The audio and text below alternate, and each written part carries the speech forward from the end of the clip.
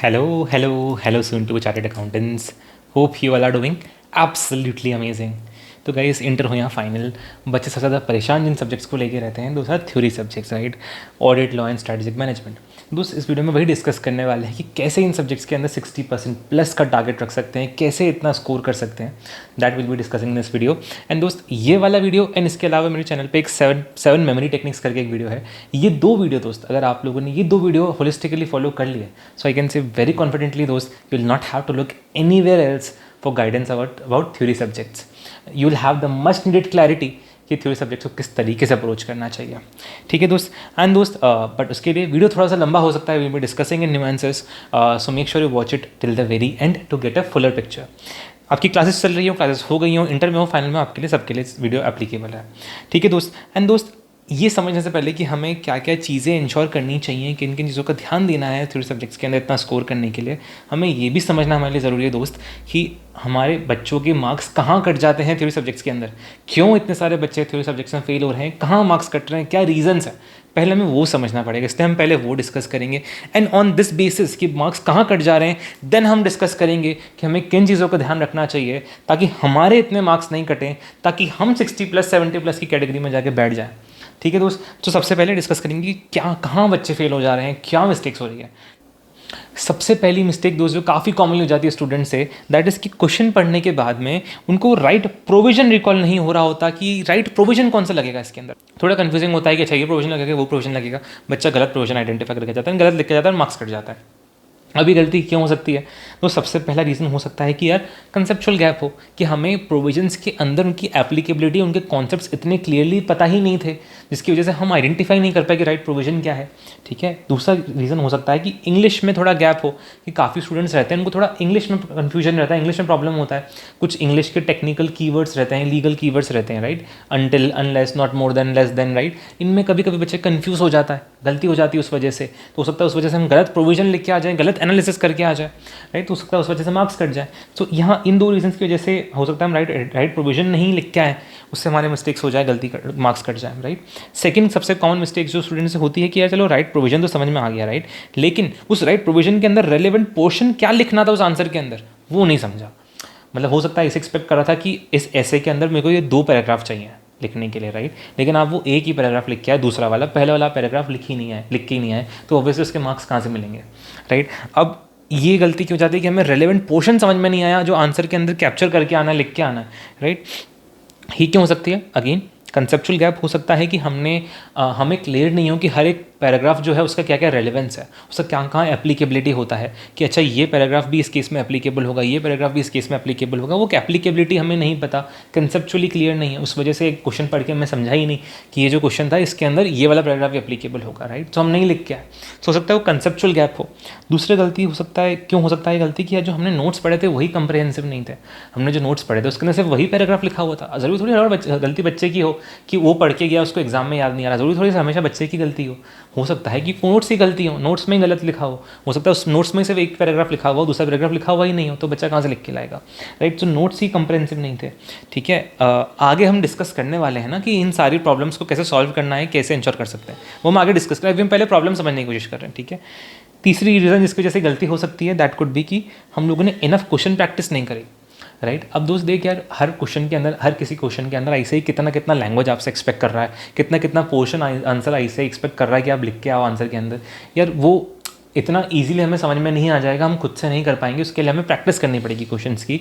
वो question practice जब तक नहीं होगी तब तक हमें समझेगा नहीं कि अच्छा जनरली एग्जामिनर आईसीआई का इंटेंशन क्या रहता है। अच्छा ये लैंग्वेज लिखी होती है तो ऐसे ही एक्सपेक्ट कर रहा होता है कि अच्छा इस केस के अंदर ये वाला पैराग्राफ भी लिख के आओ, ये लैंग्वेज लिखी होती है तो उसके अंदर ऐसे एक्सपेक्ट करते हैं कि ये वाला पोर्शन भी लिख के आना है। वो थोड़ा थोड़ा क्वेश्चन प्रैक्टिस हम जब करेंगे तब जाके हमको समझेगा कि अच्छा ऐसे ही कितना पोर्शन एक्सपेक्ट कर रहा होता है, किस पर्टिकुलर क्वेश्चन के अंदर कौन सी लैंग्वेज इंडिकेट करती है कि अच्छा ये वाला भी लिख के आना है, ये वाला भी लिख के लाना है।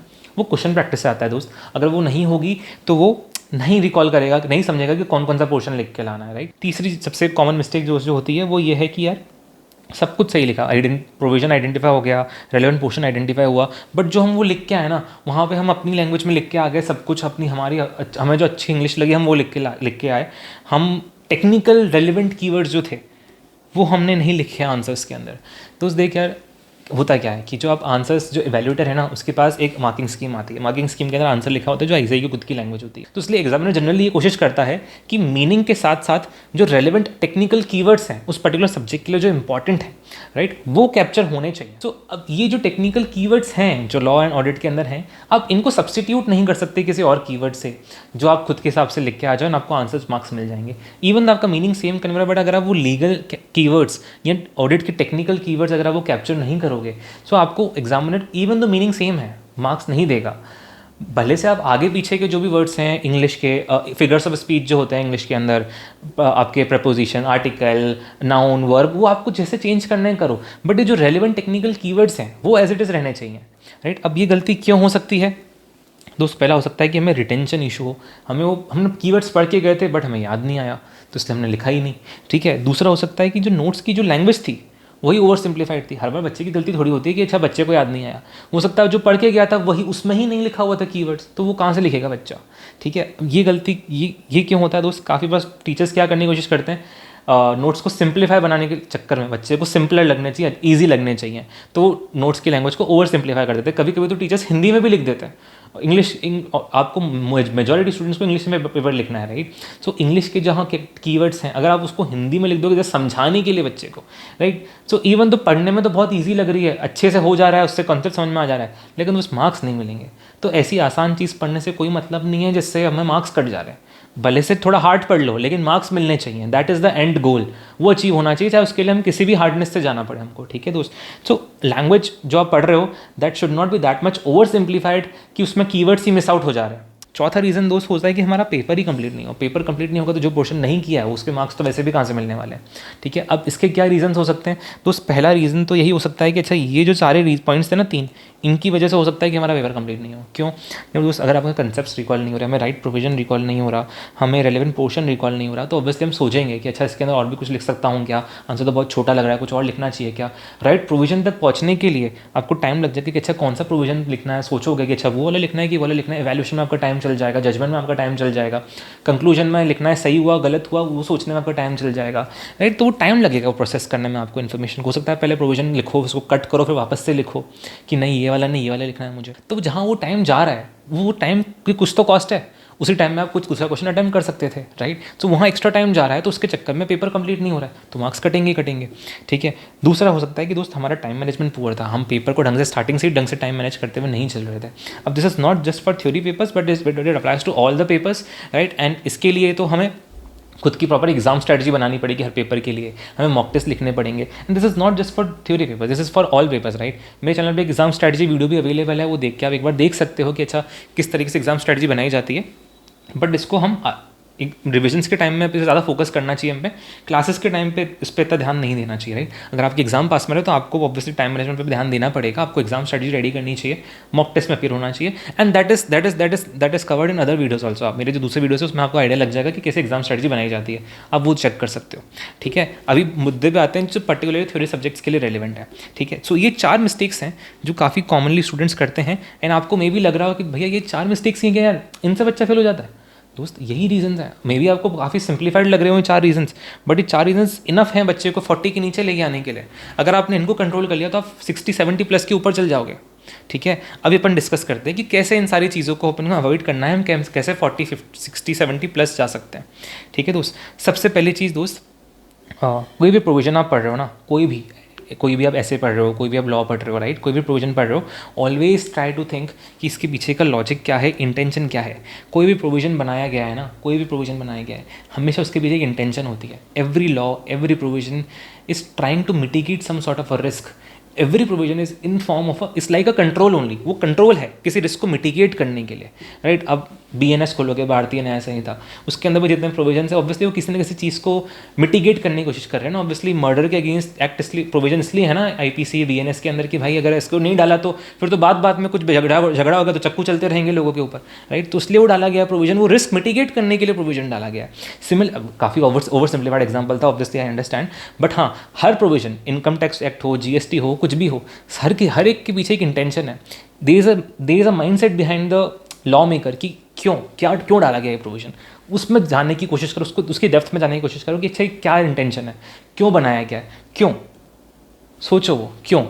दोस्त उससे क्या होगा ना यार, सी आपको कोई भी चीज़ दिमाग में, आप खुद सोचो ना, आप दिन भर में कितनी रील देखते हो, कितनी सारी इन्फॉर्मेशन प्रोसेस करते हो, कि आपको सब याद रह जाती है? नहीं याद रहती, राइट? आप इतनी सारी चीज़ें सुनते हो कि आपको सब याद रह जाती है? नहीं याद रहती। दोस्त कोई भी चीज़ याद रखने के लिए ना हमें उसमें थोड़ा टाइम स्पेंड करना पड़ता है, उसको सोचना पड़ता है।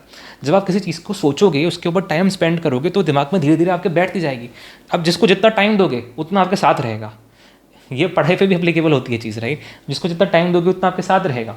सो कॉन्सेप्ट को जितना टाइम दोगे उतना आपके साथ बैठे रहेंगे, ठीक है? इससे बेनिफिट क्या होगा वो समझाता हूँ। पहले तो ऑब्वियसली आपको याद रहेगा प्रोविजन, एग्जाम में जल्दी रिकॉल हो जाएगा, टाइम नहीं लगेगा वो रिकॉल करने में, ठीक है? दूसरी चीज़, यहाँ पे आपको राइट प्रोविजन रिकॉल नहीं हो रहा था ना, क्यों नहीं हो रहा था? क्योंकि कंसेप्चुअल गैप था, आपको उसके एप्लीकेबिलिटी पता नहीं थी, आपको उसके डायनामिक्स नहीं बताते प्रोविजन के। अब आप पहले सोच के चले गए हो कि अच्छा इस प्रोविजन के पीछे ये डायनामिक्स है, इसकी ये एप्लीकेबिलिटी, ये इंटेंशन है। अगर आप इंटेंशन तक चले गए हो कि एग्जामिनर ने क्यों बनाया है, तो ऑब्वियसली जब उसकी एप्लीकेबिलिटी टेस्ट होगी तो आपको समझेगा ना कि अच्छा ये प्रोविजन इसलिए बनाया गया था, डायरेक्टली उस प्रोविजन की बात कर रहा है। जल्दी समझ में आएगा आपको वो चीज़, गलती नहीं करोगे कंसेप्चुअली अप्लाई करने में प्रोविजन को, ठीक है? दूसरी चीज़, जितना टाइम दोगे उतना आपके दिमाग में बैठी भी रहेगी, रिटेंशन भी अच्छा रहेगा, तो जल्दी पहुंचोगे राइट प्रोविजन तक, टाइम कम लगेगा आपको, उससे आपका पेपर जल्दी कंप्लीट होगा। हो सकता है पूरा पेपर कंप्लीट कर पाओ आप टाइम पे, ठीक है? दूसरी चीज़ दोस्त, मैंने काफ़ी स्टूडेंट से ये चीज़ सुनी है यार, एंड एक और चीज़, सॉरी, अगर आपने क्लासेस लिए हैं तो क्लासेस के साथ में आपको ये चीज़ इंश्योर करनी है कि आप प्रोविजंस के ये मीनिंग समझते चल रहे हो, लॉजिक समझते हुए चल रहे हो। क्लास अगर आपकी ख़त्म हो चुकी है, आप नियर टू योर एग्जाम से रिविजन कर रहे हो एग्जाम के लिए, दोस्त क्लासेस में नहीं करा, मेक श्योर आप अभी करो, it's never late, make sure you do that now if you want a good score in your theory subjects, right? ठीक है दोस्त, हो सकता है थोड़ा ज़्यादा टाइम लगेगा, but it will be worth it. Self study is very critical दोस्त, वेरी वेरी क्रिटिकल दोस्त। आप अभी क्लास ले रहे हो या आपका एग्ज़ाम आने वाला है, राइट? दोनों ही केसेस के अंदर दोस्त, जो आप खुद से पढ़ के जाओगे वही आप एग्ज़ाम में लेके जाने वाले हो। आप अगर सिर्फ टीचर से सुन के ले रहे हो कि भाई टीचर ने बोला ऐसा ऐसा आएगा तो ऐसा ऐसा लिख के आना, इस प्रोविजन के अंदर ऐसी सिचुएशन होगी तो ये प्रोविजन लग जाएगा, अगर आप सिर्फ इस टीचर का सुन के जा रहे हो या आप सिर्फ एग्जाम के अंदर सिर्फ रिविजन वीडियोस के भरोसे जा रहे हो कि अच्छा सर ने तो पूरा रिविजन वीडियो करा दिया, सर ने ना पूरा मस्त एकदम रिवाइज करा दिया, क्या मस्त मस्त बोला है सर ने प्रोविजन, मेरे को सब समझ में आ गए। दोस्त ये जो फीलिंग है ना, ये सुपरफिशियल फीलिंग है। ये आपको अभी लग रहा है कि आपके दिमाग में सब कुछ बैठ गया, सब कुछ बैठ गया, कितना अच्छे अच्छे से सर ने समझा दिया। दोस्त वो सर ने अपना रिवीजन करा है, वो सारा बोल बोल के। तुम्हारा रिवीजन तब होगा जब तुम खुद से बोलोगे, खुद से पढ़ोगे, तब होगा तुम्हारा रिवीजन। एग्जाम में तुम वो लेके जाओगे जो तुम पढ़ोगे, किसी और का सुना हुआ तुम एग्जाम में नहीं लेके जाने वाले हो। दोस्त तुम खुद सोच के देख लो ना यार, एक गाना सुनते हो, एक गाना सुनने के बाद में उसके लिरिक्स याद रहते हैं क्या सारे के सारे? भाई गाने के लिरिक्स याद नहीं रह रहे यार, तो तुम्हें कैसे कोई प्रोविजन, इतने टेक्निकल डेंस प्रोविजंस किसी के बोलने पे याद हो जाएंगे? पढ़ने पड़ेंगे खुद से, उसके बाद ही याद आएंगे दोस्त। Self study is very critical. आप क्लास ले रहे हो चाहे क्लास नहीं ले रहे हो, आपके एग्जाम आने वाले हैं, दोनों ही केस के अंदर आपको खुद से पढ़ के देखना है। जो भी मटेरियल आप फॉलो कर रहे हो खुद से रीड करना है। रिवीजन वीडियो देखा है, उसके बावजूद मैराथन भी देखिए, उसके बावजूद आपको खुद से पढ़ना ही है। There is no substitute of that, ठीक है? एंड जब भी आप सेल्फ स्टडी कर रहे हो, फर्स्ट रिवीजन से ही करते चलोगे, क्लास से ही करते चलोगे तो बहुत अच्छा है। आपको कीवर्ड्स हाईलाइट करते हुए चलने हैं बुक के अंदर, जो रेलेवेंट टेक्निकल कीवर्ड्स जो मैंने बोले, राइट? अब वो खुद समझेगा पढ़ के कि अच्छा ये जो वर्ड है, ये वर्ड बहुत इंपॉर्टेंट है इस पर्टिकुलर सेंटेंस के अंदर, राइट? उसके दो बेनिफिट होते हैं दोस्त कि आपका कीवर्ड हाईलाइट होते हुए चलेगा तो आपको हर बार कीवर्ड पर नज़र जल्दी जाएगी। आपको पता है कि अच्छा ये एग्जाम में फोकस, आपको याद आएगा, पिक्टोग्राफिक मेमोरी आपकी रिकॉल हो जाएगी। अच्छा यहाँ पे इस जगह पे एक पर्टिकुलर कीवर्ड था, इतना बड़ा था, तो मे बी यही वाला होगा, ऐसा ऐसा ऐसा आता है भाई दिमाग में, ठीक है? दूसरी चीज़, आप जब कीवर्ड्स रिकॉल करोगे तो आपको मटेरियल थोड़ा छोटा लगने लगेगा। आप अगर कीवर्ड नहीं हाईलाइट करोगे तो आपको लगेगा उतना सारा पढ़ना है। कीवर्ड हाईलाइटेड होंगे तो काफ़ी कम लगेगा। एक पूरे पेज पे कितने कीवर्ड होंगे? मैक्सिमम से मैक्सिमम 50, मैक्सिमम बोल रहा हूँ मैं तो 20, 30, 50 इतने होंगे ना। वर्ड्स टोटल काउंट करके देखो कितने सारे। मैंने काफ़ी स्टूडेंट से ये डाउट सुना है, काफ़ी बच्चे मेरे पास आते हैं कि यार भैया मैंने क्लासेस ले ली, मेरे 15 दिन पहले 2-3 चैप्टर, 15 दिनों में मेरे 2-3 चैप्टर हो गए, ऑडिट में, लॉ में हो गए, बट यार भैया मुझे अभी तो कुछ याद ही नहीं आ रहा, मैं तो रिकॉल ही नहीं कर पा रहा प्रोविजन जो मैंने पढ़े थे क्लास के अंदर, वो जो 15 दिन पहले टॉपिक हुआ था, ऐसे हुआ था, जो प्रोविजन पढ़ा था, याद ही नहीं आ रहे। दोस्ती ये काफ़ी बच्चों को कन्फ्यूजन रहता है, राइट? देखिए यार दोस्त, पॉइंट ये है कि जब आप एग्ज़ाम में जाओगे ना, सो आप एग्ज़ाम से पहले 3 बार रिवाइज़ करके जाओगे। एग्ज़ाम में घुसने से पहले आप 1.5 दिन में वापस से सब्जेक्ट पूरा रिवाइज़ करने वाले हो। आप अभी पहली बार सब्जेक्ट पढ़े हो, स्टार्ट किए हो, स्टडी करे हो, आपको पढ़ाया गया है, ठीक है? ये आप पहली बार उठा रहे हो, आप वहाँ पे 4 बार रिवाइज़ करके जाओगे एग्ज़ाम में, तब अभी आप पहली बार उठा रहे हो, ठीक है? तो आप कैसे कंपेयर कर सकते हो कि अच्छा जो मुझे एग्ज़ाम में याद आना चाहिए मुझे अभी भी याद आ जाएगा? कैसे? आप ये तो जज करो कि अच्छा मुझे अभी याद नहीं आ रहा तो मुझे एग्ज़ाम में कैसे याद आएगा? ये तो आपका डर है। एग्ज़ाम में आप 4 बार रिवाइज़ करके जाओगे, अभी आपने एक बार उठाया है, कैसे रिवाइज, कैसे याद आएगा यार एग्ज़ाम जैसा? क्यों असेस कर रहे हो अपने आप को एग्ज़ाम के बेसिस पे? अभी क्लासेस के टाइम पे एग्ज़ाम के लिए क्यों असेस कर रहे हो? ठीक है। दूसरी चीज़, आप एग्ज़ाम में एक दिन पहले पूरा कोर्स रिवाइज करके जाने वाले हो, पूरा कोर्स रिवाइज करके जाओगे एक दिन के अंदर। अभी आप 15 दिन पहले जो चीज़ें पढ़ रहे हो वो रिकॉल करके देखने की कोशिश कर रहे हो, कहाँ से जस्टिफाइड है ये? एक दिन पहले का रिकॉल करो ना, वो नहीं आया तो फिर डरो। आप तो 15 दिन पहले का रिकॉल करके देखने की कोशिश कर रहे हो, एग्ज़ाम में आपको एक दिन पहले रिकॉल करके जाना है, कहाँ से जस्टिफाइड है? कंपैरिजन ही नहीं है। एंड दूसरी चीज़ दोस्त, मुझे इतना हाइपर एग्ज़ाम को फोकस्ड लेके, इतना हाइपर फोकस क्यों एग्ज़ाम को लेके? एग्ज़ाम आपका 10 महीने बाद है, फाइनल में 2-3 साल बाद है आपका एग्ज़ाम। इतना हाइपर फोकस्ड क्यों आप अभी जब पढ़ाई कर रहे हो कि मुझे एग्ज़ाम में याद आना चाहिए, एग्ज़ाम में याद आना चाहिए, मैं अभी उसकी तैयारी करूँगा? दोस्त आप क्लास ले रहे हो, क्लास का एक पर्पस सिंपल इतना सा है कि आपको कंसेप्चुअली समझ में आना चाहिए सब्जेक्ट, राइट? आपके दिमाग में एक एक कंसेप्ट क्लियर होना चाहिए। अच्छा, इस प्रोविजन के पीछे क्या रीज़न था, क्या intention, that is the sole purpose of your class. Class के साथ में आपको सिर्फ इतना इंश्योर करना है कि आपको कंसेप्चुअली सब कुछ समझ में आ रहा है, आपको सब कुछ प्रोविजन के पीछे के रीजन रैशनल सब समझ में आ रहा है। That is the sole intention behind your class, right? Retention रखने के लिए, रिवाइज करने के लिए, एग्जाम में याद कराने के लिए हमारे पास सफिशिएंट टाइम है। हम रिवाइज उसके लिए ही करते हैं, तो उसके लिए हमारे पास टाइम है, अलग से हम देंगे। अभी उसको लेके इतना हाइपर फोकस्ड मत हो। अभी आपका पर्पस सिंपल कंसेप्चुअल अंडरस्टैंडिंग होना चाहिए। एक बार वो सॉर्ट हो जाएगा, उसका नेक्स्ट स्टेप आता है रिटेंशन का, याद करने का, एग्जाम के लिए याद करने का। पहले कंसेप्चुअल अंडरस्टैंडिंग होनी चाहिए। अभी से क्लास के साथ में सिर्फ याद करने मत लग जाओ, कंसेप्चुअल अंडरस्टैंडिंग को अवॉइड मत कर दो। This is the first step, conceptual understanding. Next comes the retention part, उस पर हम काम करेंगे, अभी डिस्कस भी करने वाले हैं आगे कैसे करना है, बट पहले कंसेप्चुअल अंडरस्टैंडिंग पे ध्यान दो क्लास के साथ में, ठीक है? एंड इतना हाइपर एक्सपेक्टेशन मत रखो खुद से कि 15 दिन पहले वाला मुझे भी याद आना चाहिए। नहीं आएगा, कैसे आएगा? तो ह्यूमनली थॉट ही नहीं है। आप इतने वॉल्यूमिनस सब्जेक्ट पढ़ रहे हो, इतने डेंस सब्जेक्ट्स पढ़ रहे हो डेली बेसिस पे, कैसे आपको सारी चीज़ें याद रहेगी 15 दिन पहले वाली? धुंधला धुंधला याद आ रहा है, उतना इनफ है कि अच्छा ऐसा कुछ तो मैंने पढ़ा था, मुझे ध्यान आ रहा है, बस इनफ है, तुम्हारा काम हो गया, ठीक है? अगर आपकी कोचिंग पे टेस्ट नहीं होते हैं बाई वीकली या मंथली, जब तक अगर आपके वो टेस्ट नहीं हो रहा है उस पर्टिकुलर थ्योरी सब्जेक्ट का, तब तक आपको उस पर रिटेंशन का एफर्ट देने की जरूरत नहीं है। अगर टेस्ट हो रहा है तो ऑब्वियसली आप रिटेंशन के लिए वर्क करोगे, क्योंकि आपको लिख के आना एग्जाम में। बट जब तक वो नहीं हो तब तक आप कंसेप्चुअल समझने पे ध्यान दो, तब तक आपका काम हो जाएगा, ठीक है? दूसरी चीज़ जो क्लास के साथ में हमें करनी चाहिए कंसेप्चुअल अंडरस्टैंडिंग के साथ में, वो है क्वेश्चन प्रैक्टिस।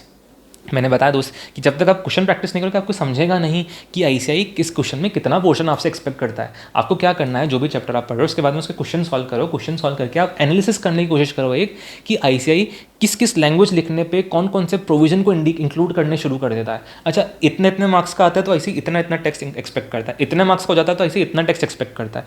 ये लैंग्वेज आ जाती है तो ऐसे ही चाहता है कि अब आप ये वाला प्रोविजन भी कैप्चर करो, क्योंकि वो लैंग्वेज ना उस प्रोविजन की तरफ इंडिकेट कर रही है, ये लैंग्वेज ना इस पर्टिकुलर प्रोविजन की तरफ इंडिकेट करती है। अच्छा, इससे मुझे इसमें लिखना पड़ेगा, ये एनालिसिस आपको करना पड़ेगा दोस्तों, आपको प्रैक्टिस करनी पड़ेगी। जितना आप क्वेश्चन प्रैक्टिस होगा आपको खुद को आइडिया लग जाएगा कि अच्छा ऐसे ये एक्सपेक्टेशन रखता है। इतना कोई डिफिकल्ट चीज़ नहीं है। आपको मे भी अभी लग रहा होगा कि मैं कैसे करूँगा, दोस्त करके देखो, क्वेश्चन पढ़ के देखो, 15-20 क्वेश्चन में आपको एकदम क्लियर हो जाएगा कि अच्छा ये बोलना चाह रहा है ऐसा, इसलिए ऐसे ये प्रोविजन इंक्लूड कर रहा है, राइट? सो चौथी चीज़ दोस्त आपको इंश्योर करना है कि जो भी आप मटेरियल यूज़ कर रहे हो that is very comprehensive enough. तो अगर आप ये चीज़ इंश्योर नहीं कर पा रहे कि अच्छा मेरे मटेरियल के अंदर मैं कैसे इंश्योर करूँ भैया कि यार इसी सारी चीज़ें आ रही है कि नहीं आ रही, मेरा काम ये थोड़ी रह गया अभी, ठीक है? अगर आपको ये रिस्क अवॉइड करनी है तो दोस्त बेस्ट रहेगा आप ऐसे स्टडी मैट से पढ़ लो, right? Because there is no other book in this world जिसके लिए आप गारंटीड बोल सकते हो कि उसके अंदर ये चीज़ें नहीं हैं, ये चीज़ें सारी इंश्योर होंगी, राइट? वो ऐसी स्टडी मैट ही अकेला ऐसा मैट है, ठीक है? तो अगर आपको वो रिस्क अवॉइड करनी है, आप अच्छा स्कोर चाहते हो 60-70+, तो आप ऐसी स्टडी मैट से पढ़ लो ना, ठीक है? आपको ऐसी स्टडी मैट से नहीं पढ़ना, आप अपने टीचर के नोट से पढ़ो। एटलीस्ट ऐसी स्टडी मैट को एकदम निगलेक्ट तो मत करो, अवॉइड तो मत कर लो, वो ठीक है? आप अपने टीचर के नोट्स पढ़ो, साथ साथ ऐसी स्टडी मैट भी देखते चलो ना उस चैप्टर के अंदर, क्या इशू है?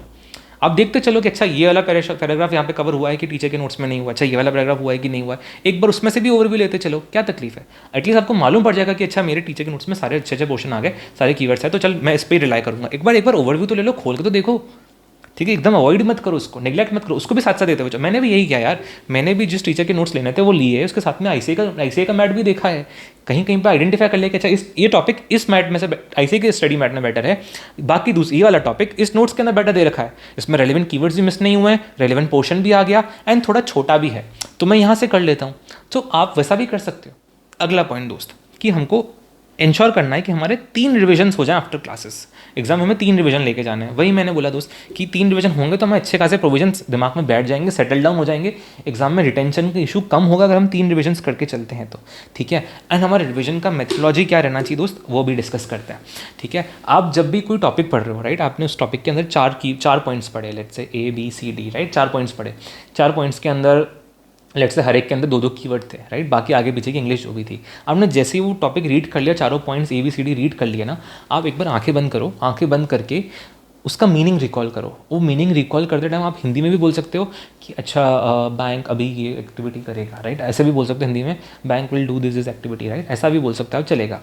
बट ये जो सारा बोलते टाइम आपको बस इतना इंश्योर करना है कि वो जो टेक्निकल कीवर्ड है वो आप एज इट इज़ बोल रहे हो मन में, बाकी आगे पीछे की जो लैंग्वेज है उसको आप चेंज कर सकते हो, राइट। जैसे कि for example, bank will ensure compliance of credit norms, right, bank will make sure that bank will make sure ensure credit worthiness of the borrower, right. यहाँ पे कीवर्ड क्या था, credit worthiness, right, make sure ensure, ये technical keyword नहीं था, ये मैंने add कर दिया अपने हिसाब से, हो सकता है वहाँ पे कुछ और लिखा हो। Credit worthiness is the keyword, borrower is the credit keyword, right. ये आपको मन में एज इट इज़ बोलना है, बाकी आगे पीछे का आपको हिंदी इंग्लिश जो भी तोड़ मोड़ के जैसा भी बोलना है बोलो, but keyword as it is बोलो, बेटर रहेगा। बाकी आगे पीछे का मीनिंग भी इंग्लिश में बोलो, राइट, अपने वर्ड्स में बोलो, एज इट इज फॉलो करने की जरूरत नहीं है, बट इंग्लिश में बोलोगे तो बेटर रहेगा, एग्जाम में जल्दी लिख पाओगे, जल्दी याद आएगा।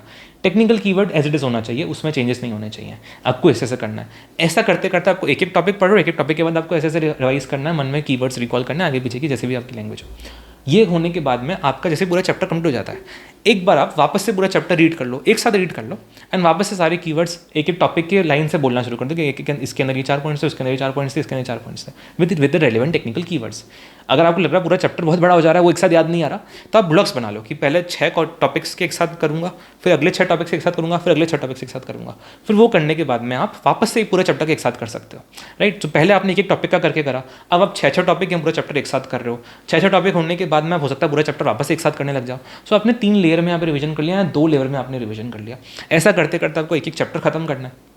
एक एक चैप्टर खत्म होने के बाद में अब आपको क्या करना है कि 5-6 दिन, लेट से आपने 7 दिन आपने पूरा कोर्स चलाया, पूरा सिलेबस आपने इस तरीके से एक एक चैप्टर आपने कवर किया। अब मैंने काफ़ी स्टूडेंट से ये चीज़ सुनी है, काफ़ी बच्चों को कन्फ्यूजन रहता है कि यार भैया मैंने आपकी सारी अप्रोच फॉलो कर ली, मैंने कीवर्ड्स इसी तरीके से रिकॉल कर लिया, बट भैया 5 दिन पहले जो मैंने टॉपिक पढ़ा था वो तो मुझे भी याद ही नहीं आ रहा, वो तो मुझे रिकॉल ही नहीं हो रहे, मुझे कीवर्ड्स याद ही नहीं आ रहे। दोस्त अब उसको एड्रेस करते हैं, राइट। देखिए दोस्त, आप एग्ज़ाम में जब जा रहे हो, ठीक है, अगेन मैं वही चीज़ बोलूँगा, आप 3 बार रिवीजन करके जाओगे पूरे एग्ज़ाम से पहले, वापस से 1.5 दिन में सब कुछ रिवाइज करने जाने वाले हो। अभी आप क्या कर रहे हो, आपने पहला रिवीजन उठाया है, ऊपर से आप 5 दिन पहले रिवाइज करने की कोशिश कर रहे हो। एग्जाम में आप एक तो 3 रिवीजन करके जाओगे और 1 दिन पहले सब कुछ रिवाइज करने जाने वाले हो। एग्जाम में आपसे सिर्फ इतना एक्सपेक्टेशन है कि आप 1 दिन पहले जो करके गए हो उसको आप एग्जाम में लिख पाओ। यहाँ पे आप एक तो एक बार रिवीजन में सब कुछ एक्सपेक्ट कर रहे हो अपने से, ऊपर से 5 दिन पहले वाला रिवाइज करने की कोशिश कर रहे हो। दोस्त कैसे हो पाएगा ये चीज़। एग्जाम में भी आपसे इतना एक्सपेक्टेशन नहीं है कि आप 5 दिन पहले का रिकॉल करो, आपसे सिर्फ इतना एक्सपेक्टेशन है कि आप 1 दिन पहले का रिकॉल कर लो, उसको लिख के आ जाओ। तो आपको क्या करना चाहिए, किस बेस पे आपको एवेल्यूएट करना चाहिए कि आपको एक्चुअल में याद आ रहा है कि नहीं आ रहा है। आप 5-6 दिन, जितने दिन आपको लग रहा है रिवीजन करने में, पूरा सिलेबस का कर लो, ठीक है।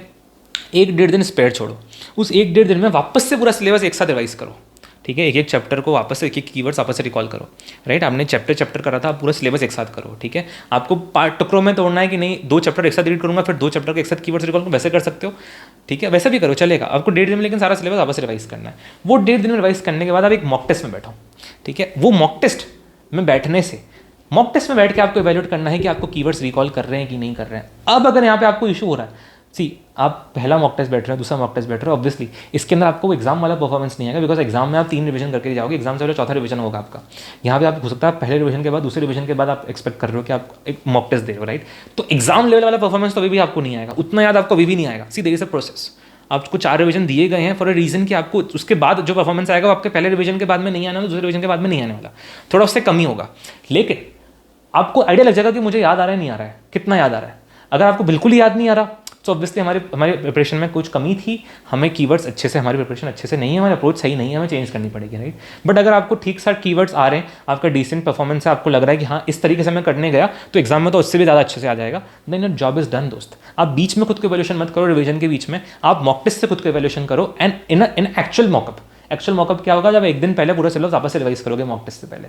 That is what you have to do, on that basis you have to evaluate yourself, ठीक है। मॉक टेस्ट देंगे तो हमारी एग्जाम स्ट्रेटजी भी बनेगी, हमारा क्वेश्चन प्रैक्टिस भी हो जाएगा, हमारे समझ में भी आएगा कि हमें कितना याद रह रहा है, एंड कॉन्फिडेंस भी बढ़ेगा, एंड टाइम मैनेजमेंट भी हमारा अच्छा होगा। अगर वीडियो पसंद आया हो तो दोस्त do consider liking this video. अगर आपको मेरा प्रैक्टिकल मेथड, प्रैक्टिकल स्ट्रैटेजीज बताने का अप्रोच अच्छा लगता है, so I will be bringing more such videos for you for your attempt. और भी काफ़ी सारे वीडियोज़ अवेलेबल हैं already on the channel other subjects के लिए भी. एंड मेरे खुद के बैच का announcement for a numerical subject भी चैनल पे आने वाला है. उसके रिगार्डिंग में I be sharing some resources, some free resources for you. So if you want to stay connected for the same, make sure subscribe the channel. And दोस्त, कुछ भी और बात करनी हो, कुछ भी और डिस्कस करना हो, if you think I missed out on something, कुछ भी डिस्कस करना हो, feel free to reach out to me इधर इन द कमेंट्स और ओवर टेलीग्राम और over LinkedIn. You will find all the links in the description. Thank you so much, dost. All the best, dost. And you're gonna rock in your exams. Stay motivated, stay healthy. Thank you so much, dost.